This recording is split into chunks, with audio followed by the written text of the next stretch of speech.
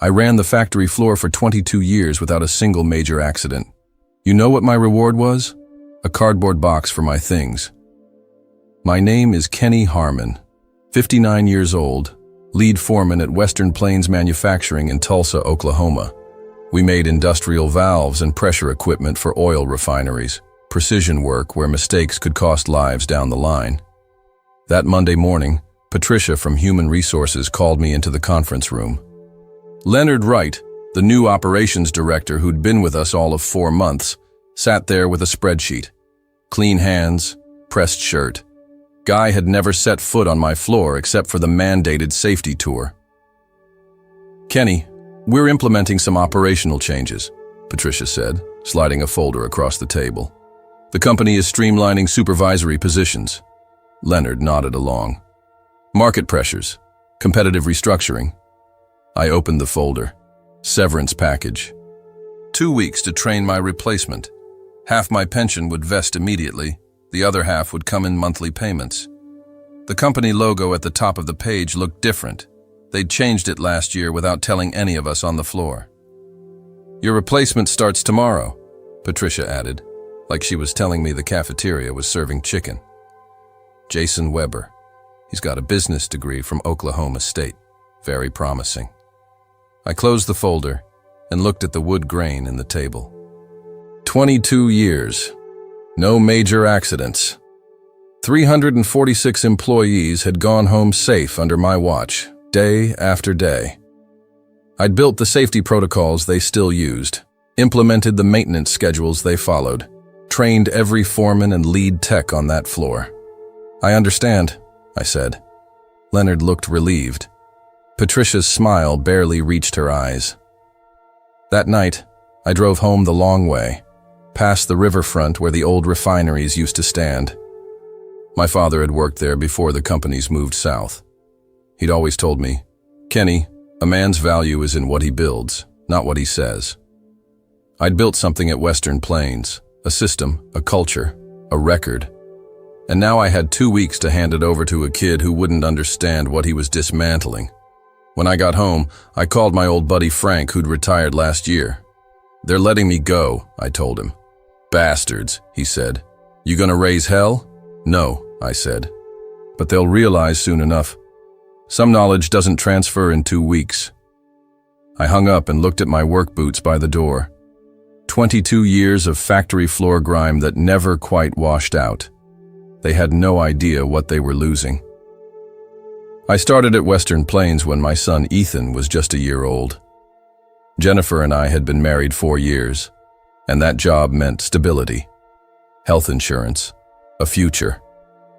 3 shifts a week at first, then supervisor after 3 years, assistant foreman after 7, and finally lead foreman after old Jack Thompson retired. The floor was my second home. I knew every machine by its sound, could tell when the number 3 press was struggling before any warning light came on.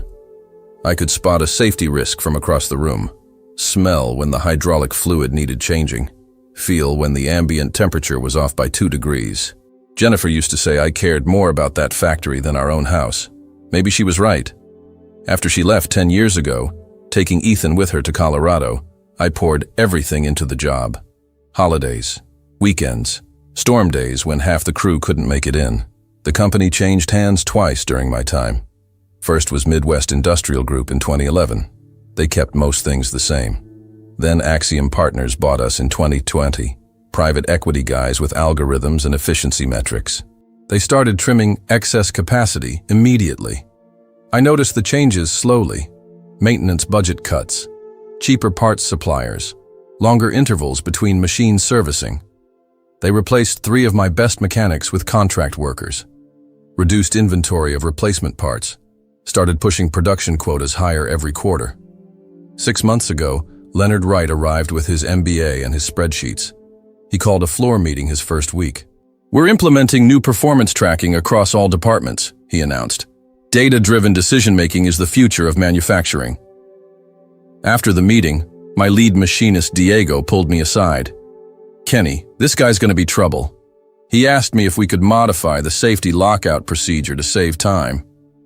I brushed it off then. Told Diego we'd manage like we always had. But the warning signs kept appearing. Leonard stopped attending the monthly safety reviews. Emails about equipment maintenance went unanswered. My requests for training budget were denied 3 times. Then they hired 3 junior supervisors fresh out of college who started questioning procedures we'd refined over decades. Kenny, is it really necessary to run a full diagnostic after every shift change? One asked. Another, these daily inspections seem excessive. The manual only recommends weekly checks. I started keeping my own records, dating and photographing maintenance requests, documenting every conversation about safety concerns. Something told me I might need proof someday of what we'd been doing right all these years. I just didn't expect to be shown the door so soon. The kid they brought in to replace me, Jason Weber, showed up in dress shoes and a tie his first day. 28 years old with gelled hair and a tablet he kept checking every 5 minutes. "I'm really excited to learn from you before taking over," he said, offering a firm handshake like they teach in business school. "I've already reviewed all the production metrics and identified several efficiency opportunities." I nodded and handed him a pair of steel-toed boots and safety glasses.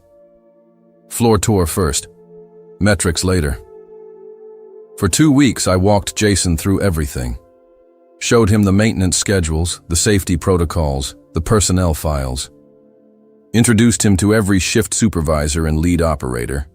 But I noticed something as days passed. He was taking notes about processes but missing the people. He didn't ask Diego about his son who'd just joined the Marines. Didn't remember that Alicia on the assembly line needed extra break time for her diabetes.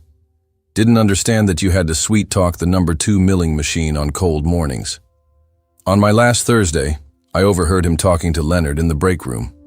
"Once we implement the new shift schedule, we can probably consolidate 2 of the maintenance positions," Jason said. "And that safety redundancy Kenny insists on for the hydraulic press.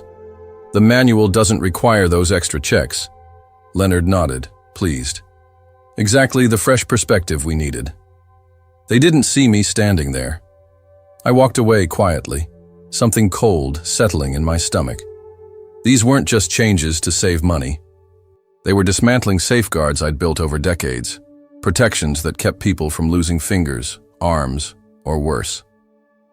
That afternoon, I made a decision. I called an impromptu meeting with my most trusted people, Diego, Alicia, Sam from maintenance, and Russell, who ran night shift. We met in the parking lot after work. "They're going to start cutting corners," I told them, "and the new kid doesn't know what he doesn't know." "What do you want us to do, Kenny?" Diego asked. "We can't just ignore the new boss." "No," I agreed, "but you can document everything. Keep your own records. And if things start going sideways with the equipment..." I handed each of them my personal phone number written on index cards. "Call me. Not management. Me." I spent my final day clearing out my locker. Jason was already sitting at my desk, rearranging things. I handed him my keys. "Any last advice?" he asked, barely looking up from his tablet. "Yeah," I said. "Listen to the floor. The machines talk to you if you pay attention." He smiled politely, clearly not understanding. I walked out without ceremony. No party, no cake, no speech.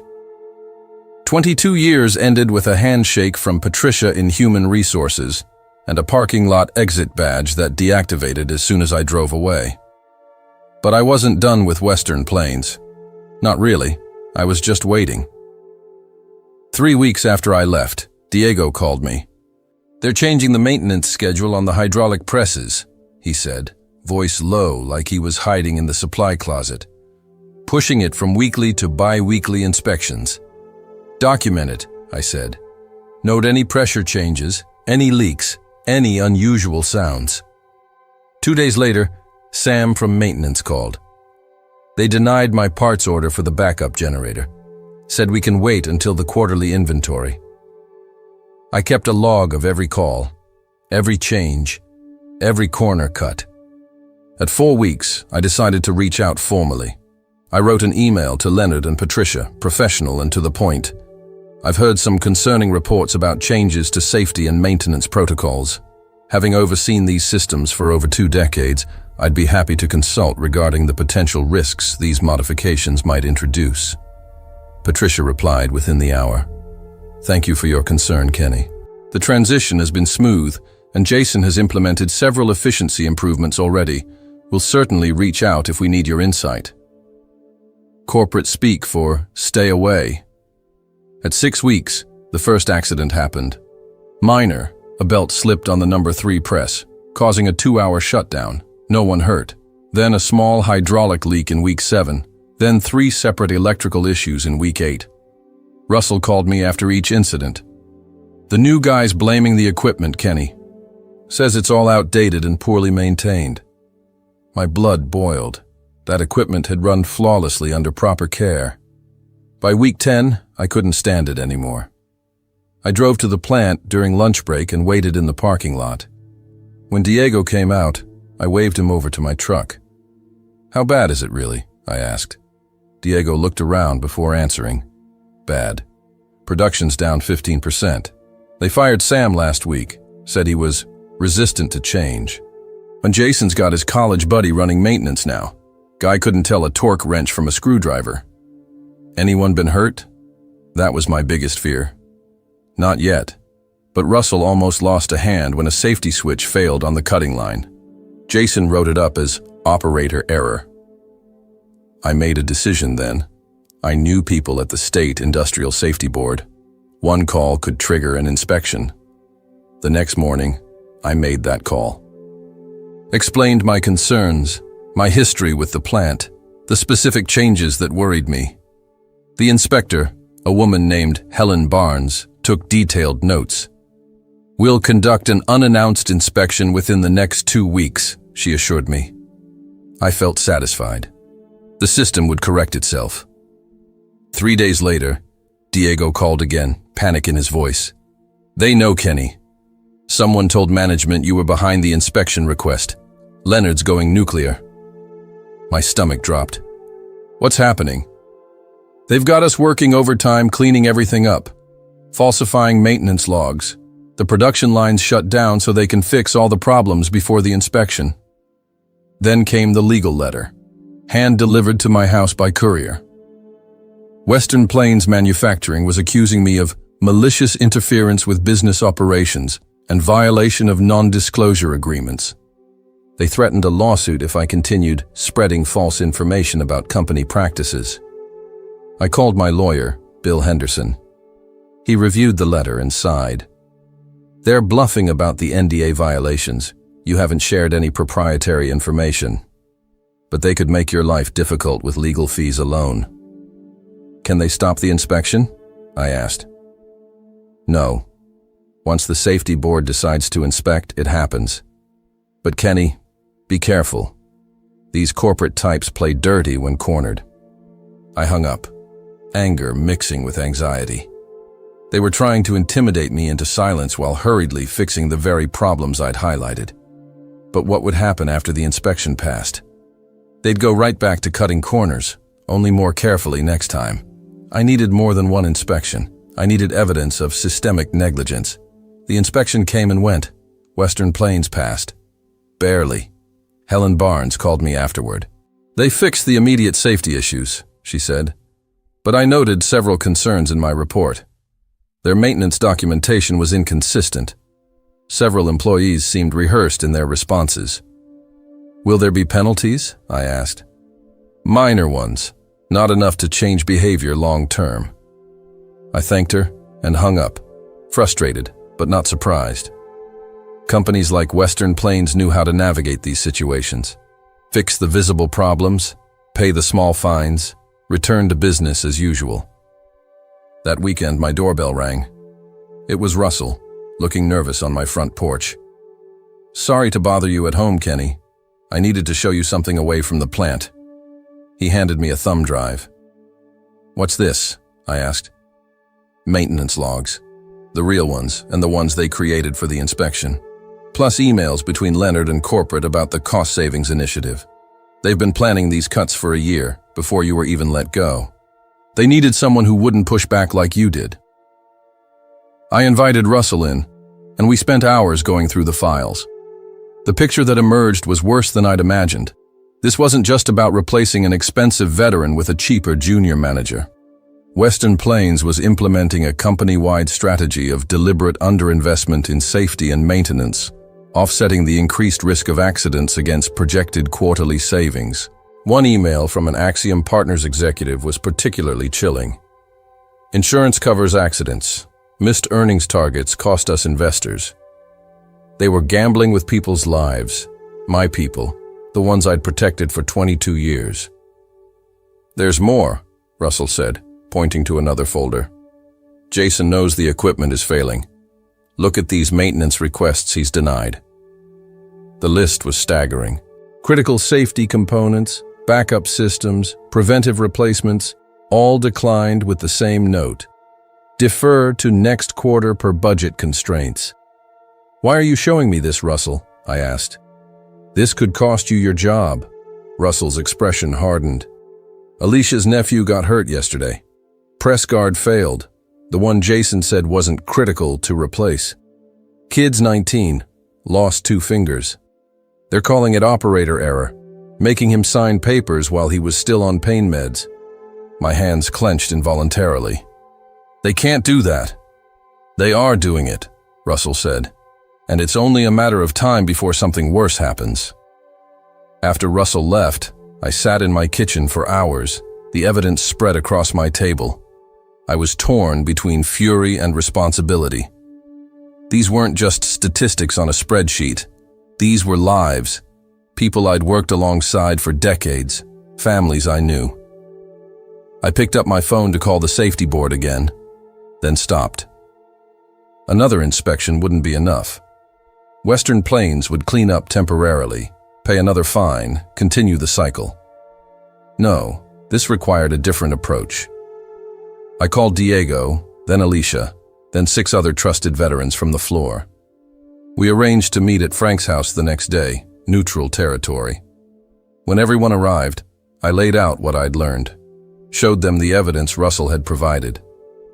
So, what do we do? Diego asked when I finished. Go to the media? I shook my head. Not yet. First, we need leverage.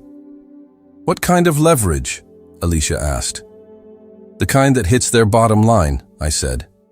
I'm going to need records of every shortcut, every failure, every near miss since I left.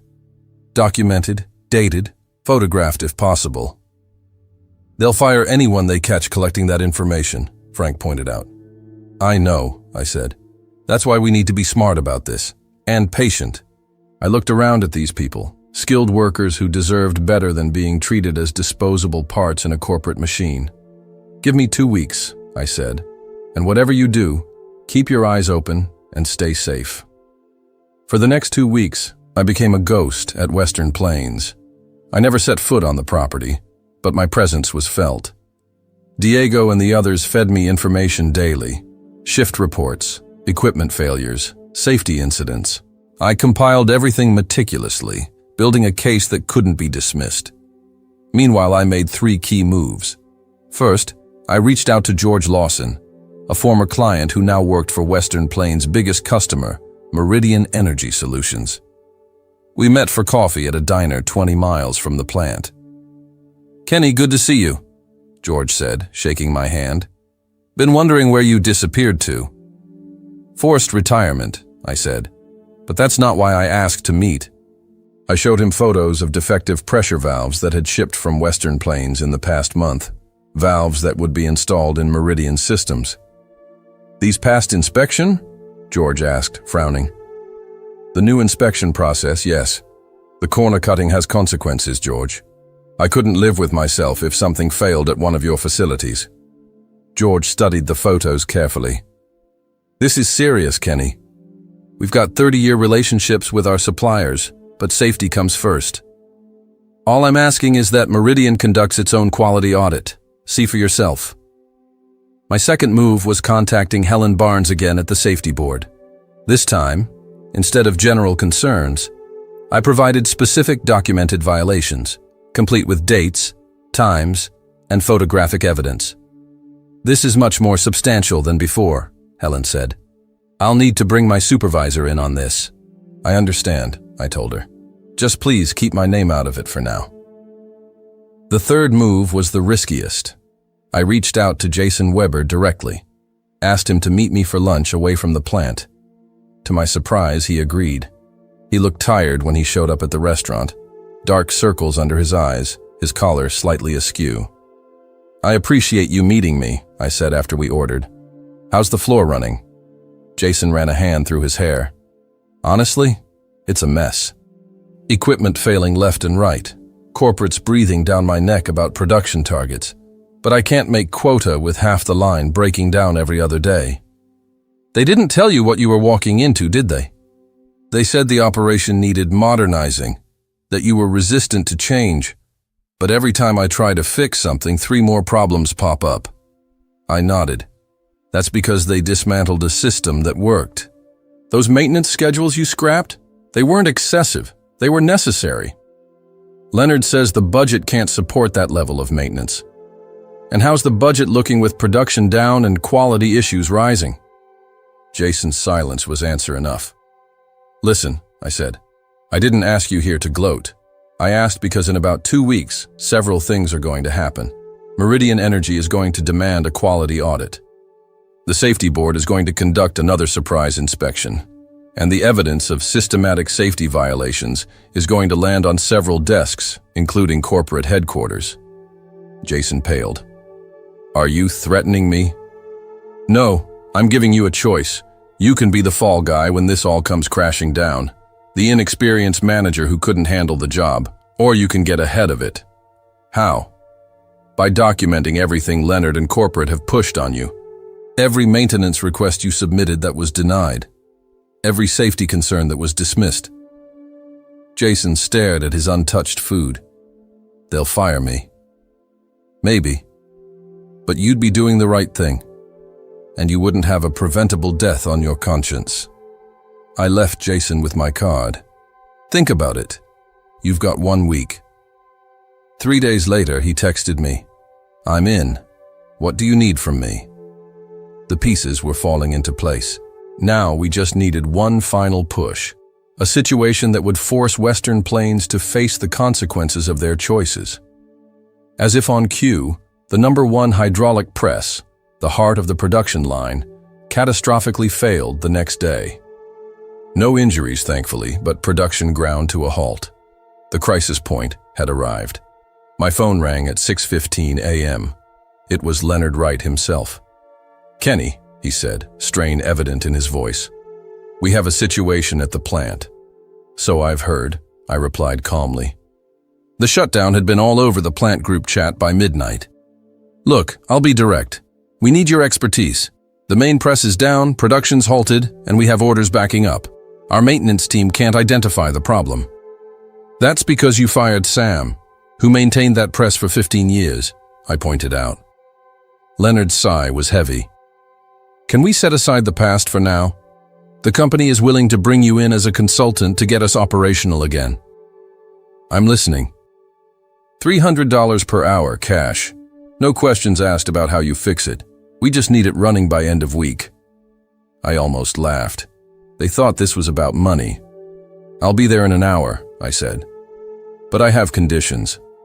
1. I bring my own team, Diego, Russell, and Alicia. 2. I have complete authority over repair decisions and parts orders. 3. I want access to all maintenance records for the past 6 months. Leonard hesitated then. "Fine, whatever it takes." When I walked into the plant an hour later, the floor was in chaos. Operators standing idle, managers huddled in corners whispering urgently, the massive hydraulic press sitting silent and dark. Jason approached me immediately. "Thank God you're here. It's worse than I thought." I nodded. "Let's see it." As I inspected the press, everything became clear. Multiple system failures caused by months of neglected maintenance. Exactly what I'd warned about. I turned to Leonard, who was hovering nearby. "I can fix this, but first I need to show you something." I pulled out my phone and opened my email. I just sent this report to Axiom Partners executive team, the State Safety Board, and Meridian Energy Solutions. It details every safety violation, every corner cut, and every risk created by the policies you've implemented. Leonard's face drained of color. You can't do that. I already have, I said. Now, do you want this press fixed or not? 3 days. That's how long it took to fix the hydraulic press, a repair that would have been a simple maintenance issue if they'd followed my original schedules. During those 3 days, Western Plains experienced a whirlwind of consequences. Meridian Energy suspended their orders pending a full quality review. The safety board arrived for another inspection, this one much more thorough than the last. And Axiom Partners sent their own operations team to assess the situation.